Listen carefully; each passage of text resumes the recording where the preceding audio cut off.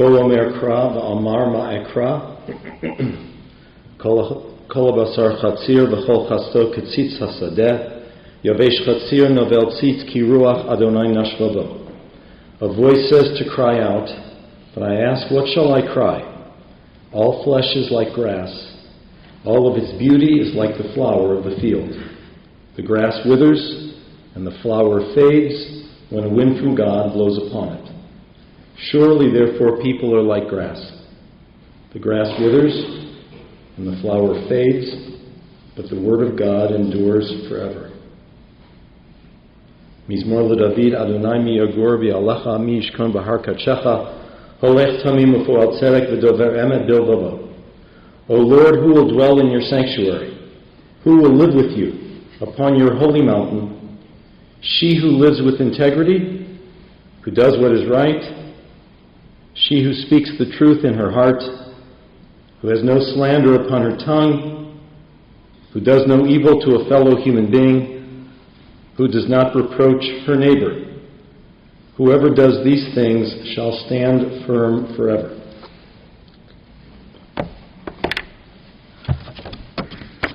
You know, when someone has a baby, everyone is always asking, does she sleep well? Does he sleep well? How is she when she sleeps? I always thought of that as a very peculiar question. The question really isn't, how is she when she sleeps? The question is, how is she when she's awake? It's what you do. It's how you are when you're awake that makes all the difference in the world. And Sophie, when she was awake, was an explosion of sound and sight and energy and passion and love. Sophie Herschman was wide awake for 26 years of life. Wide awake. She was color. She was light. She was fully in the moment. She was willfully alive. She cared so much. And when she entered a room, her spice and her flavor filled that room. McDonald's may think it invented special sauce. Sophie invented special sauce. Actually, Ray and Katie invented special sauce when they invented Sophie. I could tell you that she had an incredible memory. I could tell you she had incredible attention to detail. An unbelievable writer, articulate, expressive in her thoughts and in her feelings, and in her causes. But it's much, much more than that. Because all of us make a decision every single morning whether conscious or not conscious, we make a decision as to how we wake up every morning, on what side of the bed, so to speak. The attitude we bring into it. That's a decision that we all choose. Our flavor and our spice. I know people who have survived the Holocaust and who are pure sunshine, and I know people who burn their toast in the morning and can't make it to lunch. You know this. Sophie made a decision every morning. Sophie had a perpetual smile on her face. It was planted on her face from day one, and it stayed. Listen, if you were a smile, why would you want to leave Sophie's face? She lived life with a smile, and she lived life loud. Lily, you said no matter where your sister was, in line, in a public place, everybody in that line could hear Sophie. She spoke as if the world was her family room. Everybody knew what Sophie was up to. The other people in line probably thought she was talking to them. But it's not just that her voice was loud. Her actions spoke loudly. When Sophie was in kindergarten, you noticed that she wasn't eating all of her breakfast, but she was sneaking some of it out, packing it up, because she was taking it to a little boy in her classroom who she knew wasn't being offered breakfast at home every day. Now, who told her to do that? Where did that come from?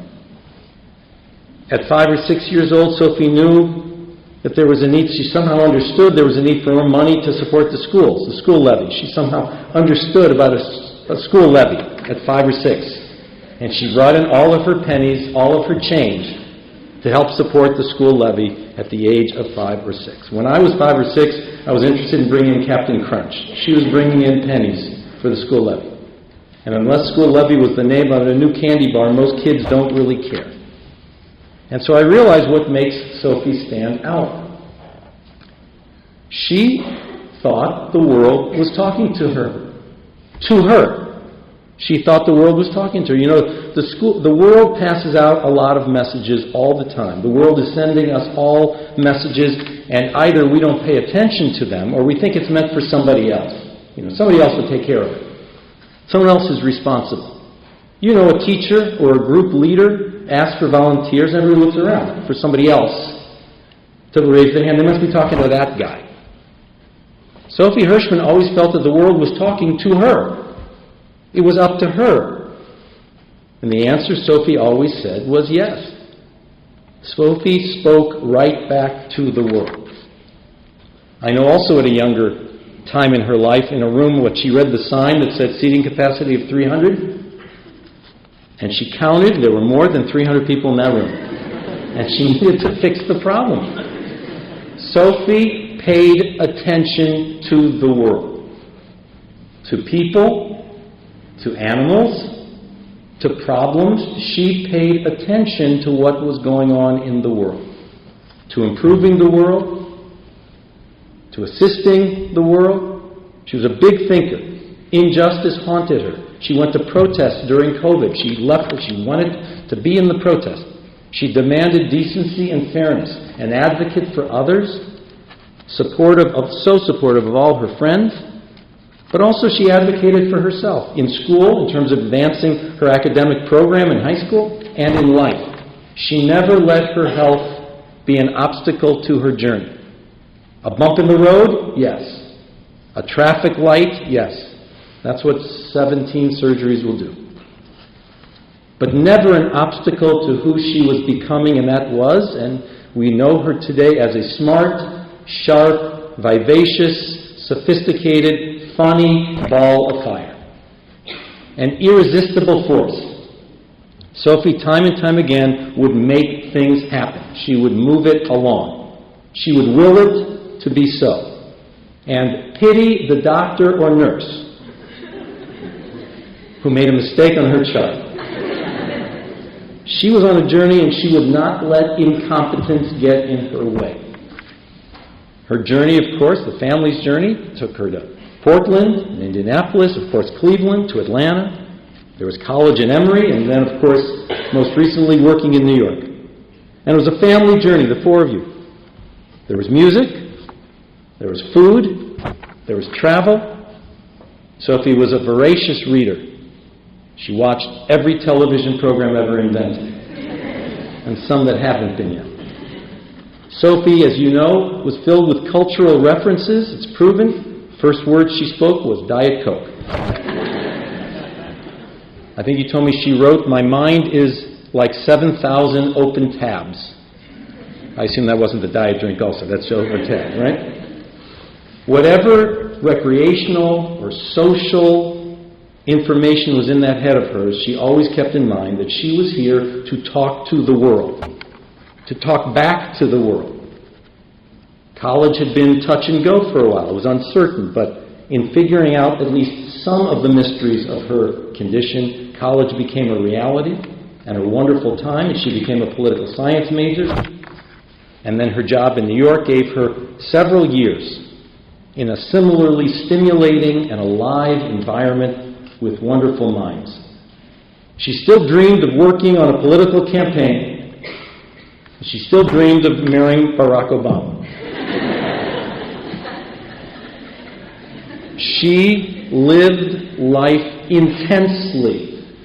And as I said, she was an irresistible force, a powerful presence, and she was so much fun as well. She was very creative.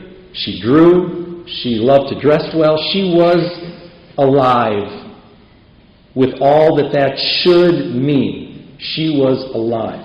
And she did it her way. She did it Sophie's way. She felt strongly. She cared deeply, and she loved fully. Lily, she loved you fully. Her sister, her partner in crime, her best friend. She shared so much of her life with you, growing up with her, laughing with her, being with her in New York. There was no one else you wanted to be with and spend time with more than your sister. No one who you admired more than you admired your sister. Ray and Katie, you know, we all want to be good friends with our children. But to see your two kids be best friends of each other, that's got to be the highest accomplishment for a parent. And she loved you, Katie, you who took such extraordinary care of her. Every time she confronted the next challenge of her condition, the frustrations, the wrong turns, the misguided advice, along with the pleasure and the sheer joy of the wonderful times, the periods where the pain left her alone.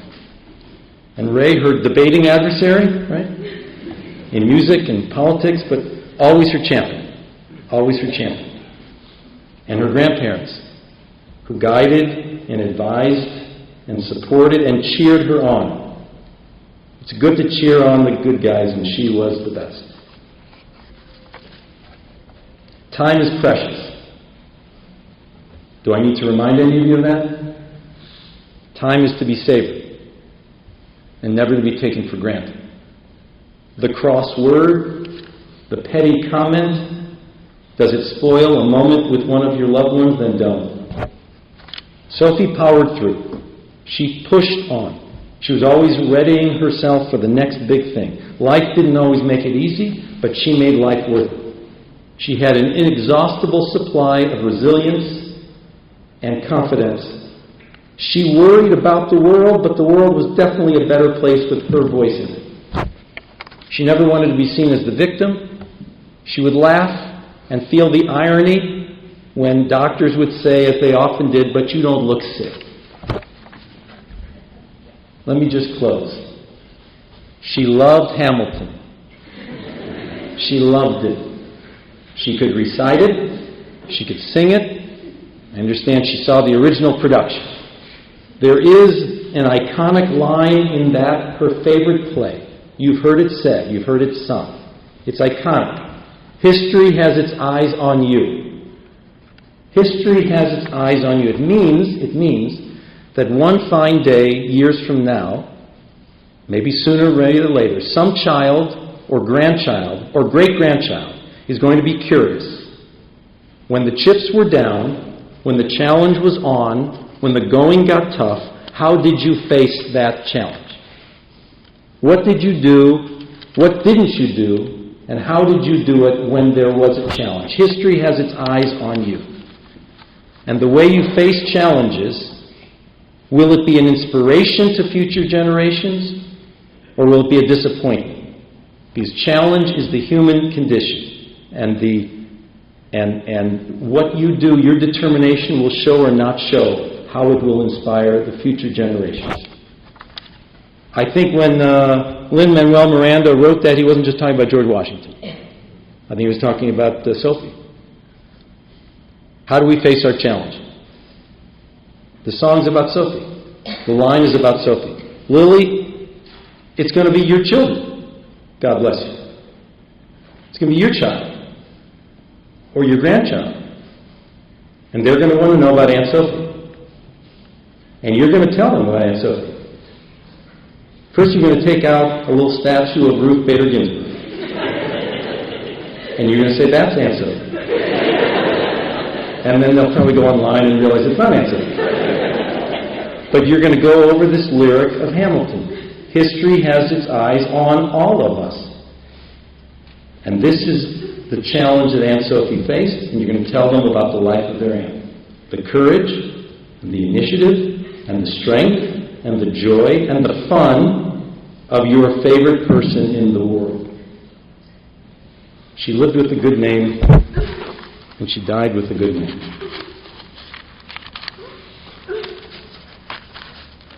Lily, do you feel like coming up? Okay, come on up.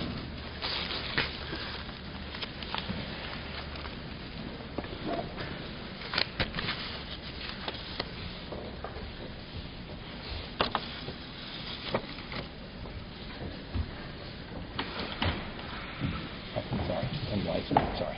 You can do this. You can do this right now.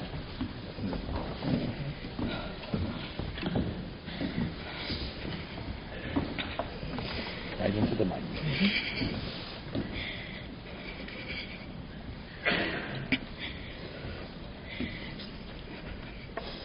I have to be honest, you are all so boring compared to Sophie. She loves being the center of attention, and I'm confident that this unhinged chaos she has created is sending her to the moon right now. It is an impossible task to try to describe her, especially in a synagogue. Her never-ending...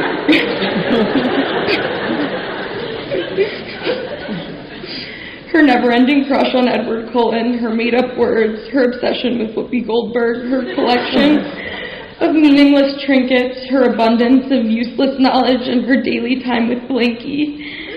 Sophie was so special in a way that words will never capture. She was electric, truly the brightest light in any room, with an uncanny ability to make people laugh and smile without even having to speak any words at all.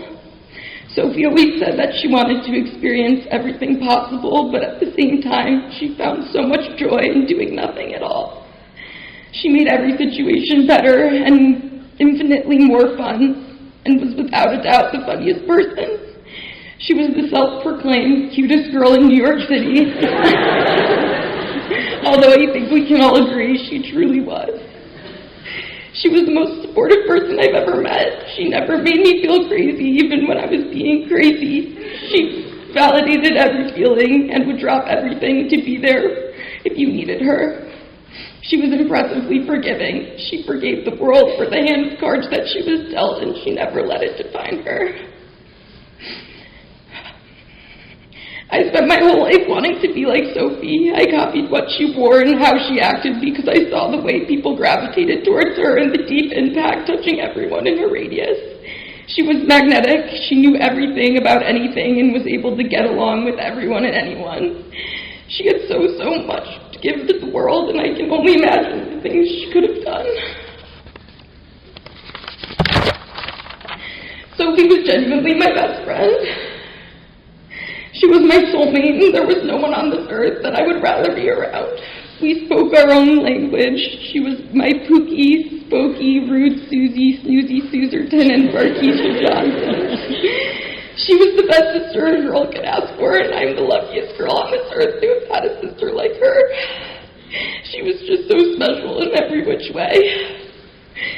This past Christmas, the two of us were alone in New York City. We painted rocks, we ordered Chinese food, and we frolicked around for 72 hours straight.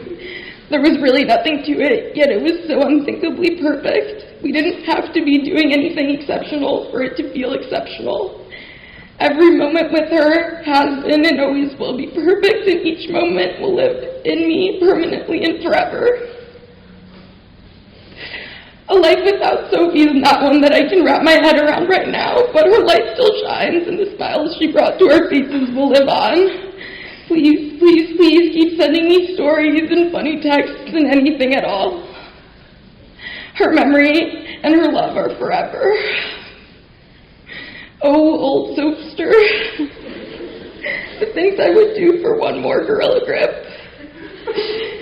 Have fun up there, my pookie bestie, sir. Miss you so much and love you so, so much.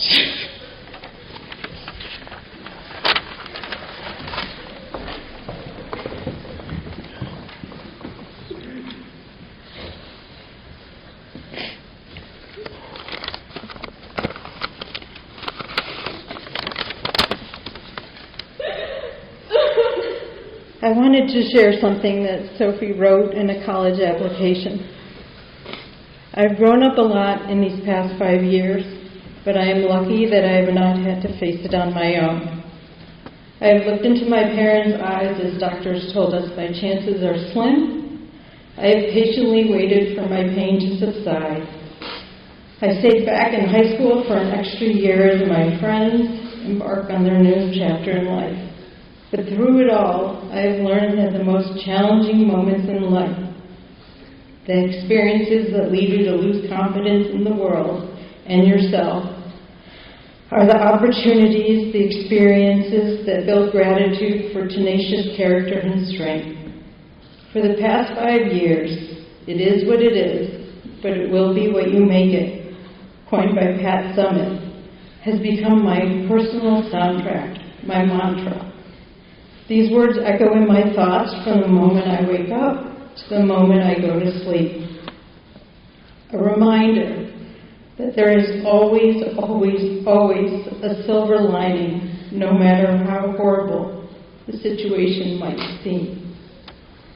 Sophie was someone who never stopped wanting to live and learn. She challenged herself and others to be their best. She taught us what it meant to be resilient. She taught us how to persevere. She taught us how to smile through pain and adversity. She taught us how to be a warrior. It was the greatest gift of my life, being her mother, and I wouldn't change a minute. And as I'm looking out at all of you, her family, her friends, her year 1 high school friends, her year 2 high school friends, Mahoy, you know who that is, her Pivot family, and everyone who loved her, she would want me to tell you one thing, and that is to vote.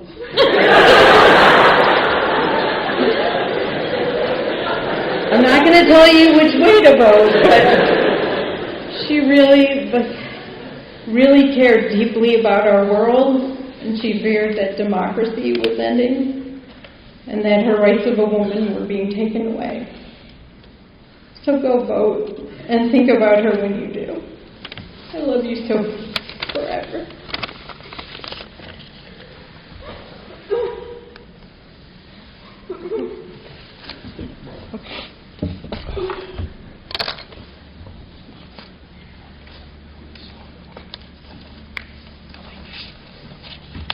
You need a book? Okay. Got one. Okay. All right.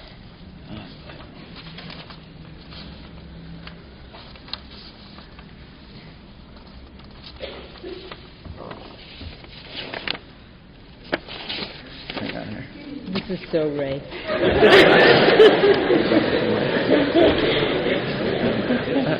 Yeah. I got a list here and a plan here. So. Oh, my God. Okay, let me just get organized here, guys. I'm verklempt. Okay, I think I had a double here.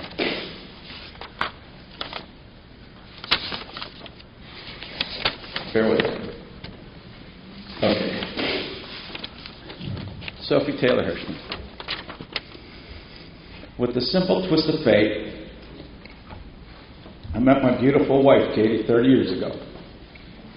2 years later, On September 30th, 1995, Rabbi Scott, right there, married us at Park Synagogue.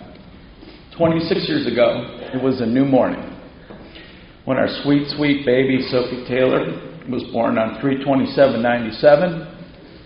The name Sophie means wisdom, the pinnacle of intelligence, knowledge, and experience. It's incredible how appropriate that name was for her. We brought Sophie to our house. It was a very fine house. From University Hospital to 1643 Compton Road, I remember the day like it was yesterday.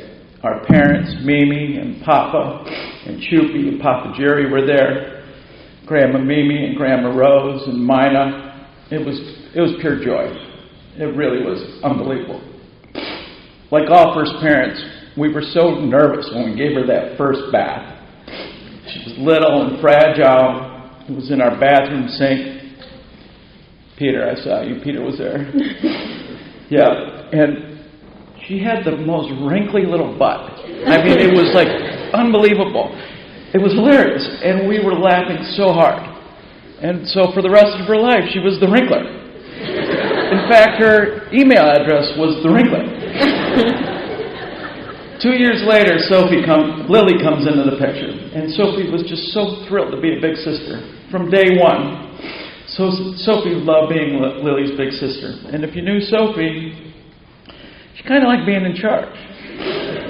She was so attentive of everything, always checking, always coordinating, and she definitely had a strong point of view. This attribute would serve her well in the years to come. Within a blink, a few years go by, my girls are tag teaming, ganging up on me. I think Katie was coaching them, actually. And I didn't have a chance. I definitely knew where I stood. One guy, 3 strong-headed women. I finally figured out why they say a dog is a man's best friend. Lucy had my back. Jagger had my back. Floyd had my back. Miles and Crosby still had my back. Yeah. My good friend George Harrison had this incredible song, The Inner Light. And in it says, the farther one travels, the less one really knows. We definitely traveled a lot. From Cleveland, we had an apartment in Chicago, Portland, Indianapolis, back to Cleveland 12 years ago, trips to China, Israel, Costa Rica, Panama, so many other great places. And our little family, we just grew so tight. And throughout this time, Sophie and Lily just bonded. They were just the best of friends. Along the way, as the rabbi said, they kind of had to listen to a little bit of music in our house. Beatles, Allman Brothers, The Dead, on and on. And we had dance parties. After dinner, in the car, in the music room, on the beach, in the kitchen, on the porch, in the hotel. My good friend Jerry Garcia told me one time, once in a while you get shown the light in the strangest places if you look at it right. And so one time, finally, Katie and Sophie and Lily and I, we got to see Dead and Company together, live. And I know it changed my girls. They got it. They saw the light. It was one of the closest, best memories of my entire life. Sophie was dealt a tough hand, health-wise. I don't want to dwell on it because she never let her health challenges define who she was, ever. But I do think it describes a part of her journey on this earth. In an electronic medical record, there's something called a problem list. It's a compilation of all your conditions so that doctors can make informed decisions. When I say Sophie was one of a kind, I mean it literally from a clinical perspective too. Sophie's problem list: Ehlers-Danlos, diabetes insipidus, hemophilia, adrenal insufficiency, NK T-cell deficiency, neurogenic bladder, inflammatory autoimmune disorder, and several other things. Throughout it all, Sophie would just roll away the dew. Her strength was so incredible and inspiring. Over 600 days in the hospital, 17 surgeries, so many setbacks, letdowns, challenges. And the thing about Sophie, she was just such a badass. Can you say that in Temple? I'm sorry about that. She was a real badass. I mean, she was tough. She knew her case. She She advocated for herself. She was battle-tested. She was hell-bent on moving forward and living her life. From Laurel to Emory to New York, her job at Kivid, these past 2 years, she was just thriving. She was so excited about her work and being part of a team, being assigned to Kivid's major clients, earning the respect and the trust of her colleagues. We were just so proud of the way she was living her life to the fullest. All the world in the world couldn't describe Sophie. You had to know her to understand what she was, what she is. Some key words. We heard a bunch of them. I'll add a couple more. Tenacious, passionate, dangerous, electric, and also sweet and kind and empathetic and pensive. Always really genuinely thinking of others. And we galvanized this amazing circle of friends that our kids grew together. The Namies, the Ponskys, the Chakins, the Wiles, the Hamiltons, the Friedmans. Along with our family and our friends, you guys have been with us through thick and thin. From when our kids were little pishers, Sophie just loved everybody so much. Your amazing support and love just have helped us get us through this journey with Sophie. We're so blessed to have such incredible family and friends. So in closing, I wanted to let you know how badly my heart hurts for Katie and Lily. Katie's been such an incredible wife and mom. She was at Sophie's side through thick and thin, so strong, so positive, so committed, from being a Browns fan. For Sophie, for Lily, for me, it's just amazing how strong she's been for us. I love you so much. Lily, Sophie loved you so much. You meant the world to her. You were everything she could have ever hoped for in a little sister. And we know you loved her so much too. Your last 2 years together in New York were magical. That you got to live in the same city, be so close with each other, and have so much fun. It's a blessing, and she will always be at your side. So now Sophie is knocking on heaven's door. The way Sophie saw the world was unique, so wonderful, the complexities. A piece of Sophie's soul is in all of us. And I think in my bones, Sophie wants us to live and for us to move forward and not feel sorry for her. She came, she saw, and she conquered. Hey Sophie, it's your daddy. You were my blue sky. You were my sunny day. So keep on keeping on like a bird that flew. I think Sophie would want everybody to stand up and just hug everybody next to them. If you can do that for us, we'd really appreciate it. Please. Thank you.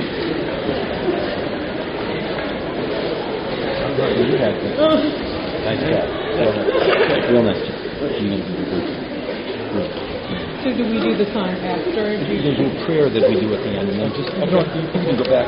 But anyway, we're so close. Okay. How's that? I'll just park up.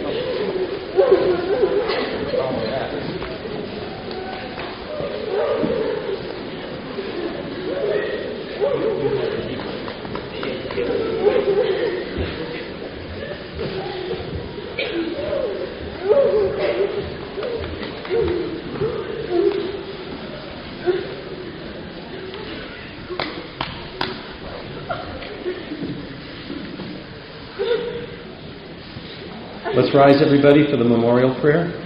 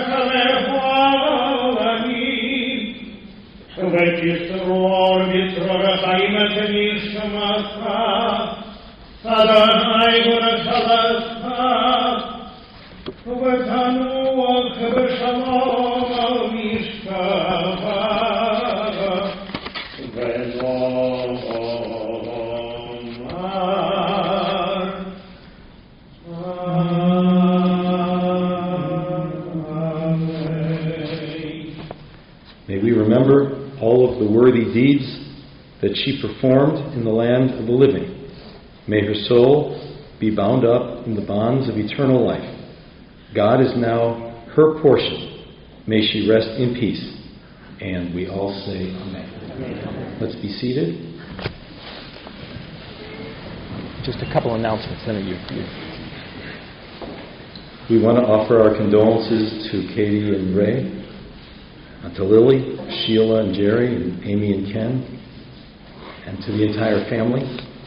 The family will be receiving friends at the residence. The address is in Cleveland Heights, 2806 Fairmount Boulevard. Again, 2806 Fairmount Boulevard.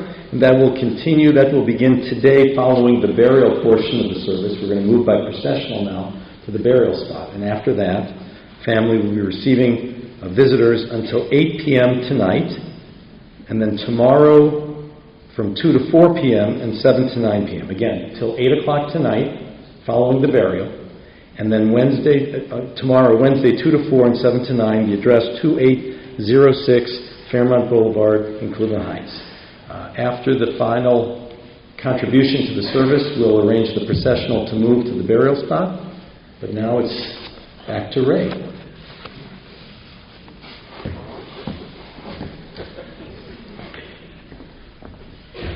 We needed to end with some music.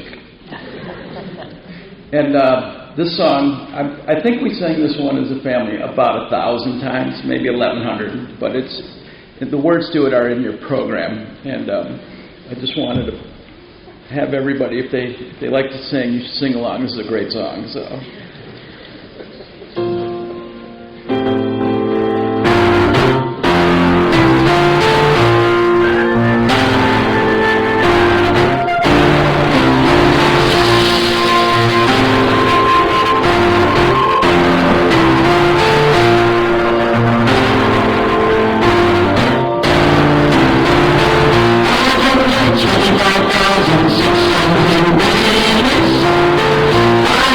Thank you.